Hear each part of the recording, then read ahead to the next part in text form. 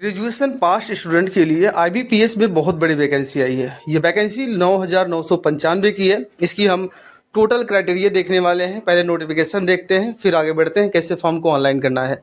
यहाँ पर इसकी लास्ट डेट है 27/6/24 को। जनरल ओबीसी के लिए 850 है और SC/ST और फिजिकल हैंडीकेप्ड के लिए 175 रुपये की फ़ीस यहाँ पर कटनी है। आगे बढ़ेंगे। जहाँ पर एज की लिमिट बात की गई है तो ऑफिस असिस्टेंट के लिए यहाँ पर 18 से लेकर 28 साल एज रखी गई है। वहीं पर ऑफिसर स्केल फर्स्ट के लिए 18 से लेकर 30 साल की एज रखी गई है।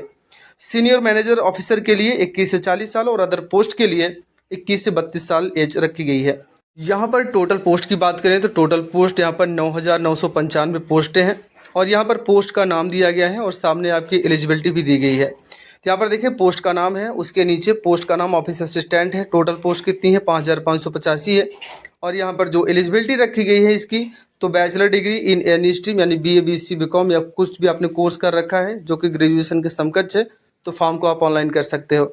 ऑफिस स्केल फर्स्ट के लिए है, इतनी पोस्टें हैं। इसके लिए जो एलिजिबिलिटी रखी गई है वो भी बैचलर डिग्री है। तो ये लिस्ट आप देख सकते हैं। इस प्रकार से आप वीडियो को रोक कर भी आप इसको बड़ी आसानी के साथ देख सकते हैं। और स्केल सेकंड के लिए क्या इन्फॉर्मेशन है, थर्ड के लिए क्या है, वो सभी चीज़ें यहाँ पर आप वीडियो को रोक करके एक बार ज़रूर देख लें। अब यहाँ पर कैटेगरी वाइज जो यहाँ पर वैकेंसी बांटी गई है कि जनरल के लिए कितना रिजर्व रखा गया है, EWS के लिए, OBC SC/ST के लिए रिजर्व यहाँ पर दिया गया है। तो आप इस प्रकार से देख सकते हैं। अब फॉर्म को ऑनलाइन करने का मैं आपको तरीका बता रहा हूँ। सबसे पहले आपको जाना होगा sarkariresult.com पर, तो आसानी के साथ आपको लिंक मिल जाएगा, इसलिए मैं इसको रिकमेंड कर रहा हूँ। आप क्लिक करेंगे, यहाँ पर आप जाएंगे लेटेस्ट जॉब पर, तो IBPS रूरल रीजनल बैंक पर क्लिक करेंगे। अब आप स्क्रॉल करते हुए नीचे की तरफ चले जाइए, जहाँ पर आपको लिंक मिल जाएगा। ऑफिस असिस्टेंट के लिए पहले पे क्लिक करेंगे, officer scale first second third के लिए आप दूसरे पर चूज करेंगे। तो हमें फॉर्म ऑफिस असिस्टेंट का भरना है, तो मैं इस पर क्लिक करूँगा। इस प्रकार का इंटरफेस आपके सामने आएगा। यहाँ पर आपको click here for new candidate registration पे क्लिक कर देना है, जहाँ पर आप अपना डिटेल हाई स्कूल मार्कशीट के अनुसार फिल करेंगे। इस बॉक्स में अपना पहला नाम डालेंगे, फिर अपने पहले नाम को कन्फर्म करेंगे दूसरे में, फिर अपना मिडिल नाम डालेंगे और फिर आपको लास्ट नाम डालकर कंफर्म कर देना है।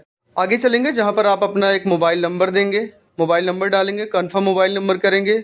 अल्टरनेट मोबाइल नंबर देना हो तो ठीक है, नहीं तो आप छोड़ भी सकते हैं। ईमेल आईडी आपको देना है। ईमेल आईडी को ध्यान में रखेंगे कि यहाँ से आपको डोमेन नेम को चूज़ कर लेना है और लिखना नहीं आपको। तो इस प्रकार से आप लिखेंगे, जैसे ईमेल आईडी लिख दीजिए, @ के बाद आपको कुछ लिखना नहीं है। उसके बाद अपने ईमेल आईडी को आप कंफर्म करेंगे, जो कि पूरी ईमेल आईडी को आपको लिखना पड़ेगा कुछ इस प्रकार से।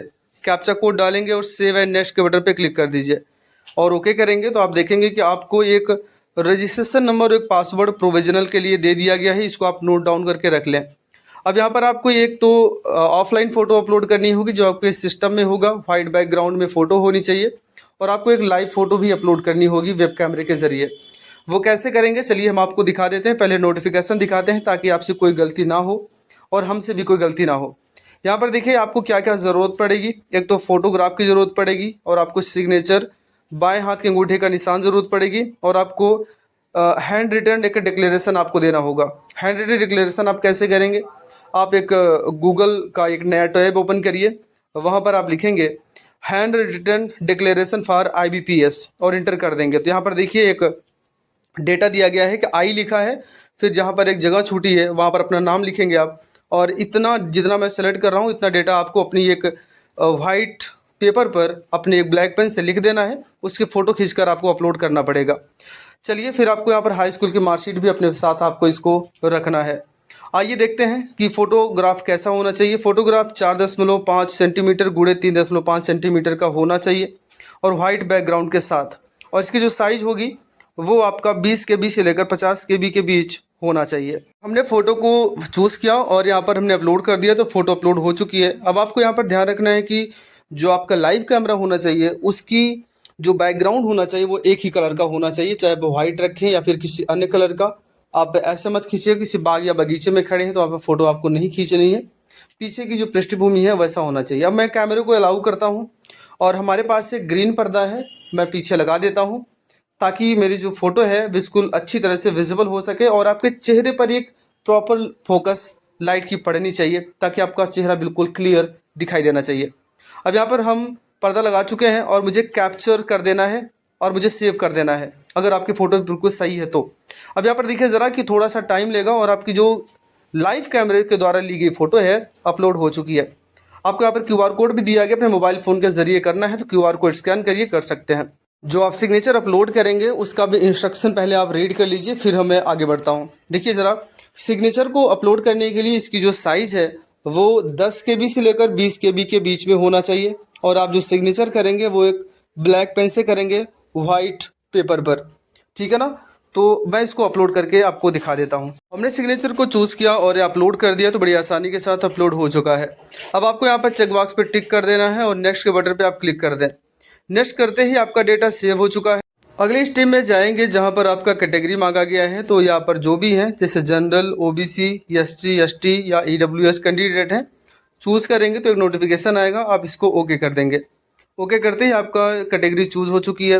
फिर पूछा जा रहा है कि आप 40% या उससे ज़्यादा का हैंडीकेपेड है, तो यस अन्यथा आप नो करेंगे। आगे बढ़ेंगे जहाँ पर बहुत सारी चीज़ें नो ऑलरेडी हैं, इनमें से कुछ ही चीज़ों को आपको यस और नो करना है। तो यह PWD कैंडिडेट के लिए है, तो अगर है तो यस अन्यथा आप नो करेंगे। आगे बढ़ेंगे, इस पर भी आप नो कर दें। फिर आप बिलोंग पूछा जा रहा है कि आप हिंदू, मुस्लिम, सिख, ईसाई क्या है वो कंफर्म करेंगे। फिर आपसे पूरी कम्युनिटी आपकी किसी कम्युनिटी से हैं, किस समुदाय से हैं, तो नो करेंगे, इसमें भी आप नो करेंगे। यहाँ पर मैक्सिमम ऑप्शन में आपको नो ही करना है, लेकिन आप इस नोटिफिकेशन को पढ़ लेंगे उसके बाद ही आप आगे बढ़ेंगे। इस वाले ऑप्शन में उस महिलाओं के लिए कहा गया है जिनका डिवोर्स हो चुका है या फिर विडो हो चुकी हैं, उनके लिए है। और CRP अगर अर्लियर हैं, RRB, तो यस अन्यथा आप नो करेंगे इसमें भी। और आगे बढ़ेंगे जहाँ पर आपकी सिटीजनशिप पूछी जा रही है, तो इंडियन है तो इंडियन चूज़ करेंगे। आपका स्टेट पूछा जा रहा है तो अपने स्टेट को आप चूज़ करेंगे। फिर यहाँ पर आपसे एग्ज़ामिनेशन पूछा जा रहा है कि आप कहाँ एग्ज़ाम देना चाहते हैं, सेंटर, तो जैसे कि जो भी सिटी आपके नज़दीक हो उसको चूज़ करेंगे। फिर यहाँ पर आपका 2-3 ऑप्शन आएंगे, इनमें से आप चूज़ कर लेंगे। आगे बढ़ेंगे जहाँ ID वाला ऑप्शन दिया गया है, चेक बॉक्स दिया गया है, उस पर आप टिक करेंगे। फिर आपसे पूछा जाएगा कि आपके पास किस प्रकार की ID है, पैन कार्ड है, पासपोर्ट है या क्या है, तो हमारे पास आधार कार्ड है, इसलिए हम आधार कार्ड को चूज़ करते हैं। और यहाँ पर मुझे आधार कार्ड नंबर को डाल देना है, इंटर करेंगे। फिर यहाँ पर पूछा जा रहा है कि kindly indicate medium of paper, तो इंग्लिश एंड हिंदी है तो इंग्लिश एंड हिंदी आप चूज़ कर लेंगे, या फिर आप जो भी पढ़े हों। अपना डेट ऑफ बर्थ यहाँ पर कंफर्म करेंगे, अपना जेंडर आप कंफर्म करेंगे, मेल या फीमेल है। फिर आधार कार्ड नंबर डालना चाहें तो डाल सकते हैं, नहीं तो आप छोड़ दें क्योंकि ऊपर दिया गया है। आगे बढ़ेंगे, do you have the brother और सिस्टर ट्वाइंस, नो कर देंगे। आगे बढ़ेंगे, अगर आपकी शादी है तो मैरिज अन्यथा अनमैरिज करेंगे। फिर अपने फादर का नाम डालना है, मदर का नाम डालना है, अपने एड्रेस को यहाँ पर आपको इंटर कर देना है। स्टेट चूज़ करेंगे, डिस्ट्रिक्ट चूज़ करेंगे, एरिया का पिन कोड डालेंगे और यहाँ पर चेक बॉक्स पे टिक कर देंगे, तो आपका एड्रेस इस प्रकार से फिल हो करेंगे। आगे बढ़ेंगे जहाँ पर आपका GST इनवॉइसिंग पूछा जा रहा है, तो परमानेंट एड्रेस है आपका एड्रेस, तो यहाँ पर क्लिक करेंगे। आपको यहाँ पर सेव एंड नेक्स्ट कर देना है। इस प्रकार से आपका डेटा सेव हो चुका है। अब आपको यहाँ पर क्वालिफिकेशन डिटेल को आपको दे देना है। अब ग्रेजुएशन पूछा जा रहा है कि आपने ग्रेजुएशन किया है तो किस सब्जेक्ट से, यानी कि BA किया है, BSc, BCom, या इस लिस्ट में से आपने कौन सा कोर्स किया हुआ है। तो यहाँ पर आप आपसे चूज़ कर लेंगे जो भी आपने किया होगा। तो इस कैंडिडेट ने BA क्या रखा है तो BA को चूज़ करेंगे। यहाँ पर उनका मेन सब्जेक्ट क्या था BA में, एक होता है ना लास्ट ईयर में, वो डालेंगे। फिर आपने कब पास किया BA, यानी ग्रेजुएशन आपने कब कंप्लीट किया, तो आपकी मार्कशीट में होगा, उसको डालेंगे। परसेंटेज डालेंगे। फिर यहाँ पर आप की अपनी क्लास डालेंगे, यानी अगर 60 हैं या उससे ऊपर है तो फर्स्ट, उसके नीचे सेकंड और थर्ड, इस प्रकार से चूज़ करेंगे, ऐसा ही भरेंगे। आगे बढ़ेंगे जहाँ पर पूछा जाए do you have computer knowledge, कि आपके पास कंप्यूटर की नॉलेज है, अगर है तो इस बॉक्स में आपको डालना होगा कि कंप्यूटर के किस क्षेत्र में आपको नॉलेज है। जैसे मुझे इस कैंडिडेट को MS ऑफिस आता है, तो मुझे लिखना है यहाँ पर MS office and other application, ठीक है ना। तो यहाँ पर हमने इसको फिल कर दिया। ऐसे आप लिख सकते हैं, जो भी आपके पास नॉलेज होगी अपने नॉलेज को यहाँ पर आपको फिल कर देना है।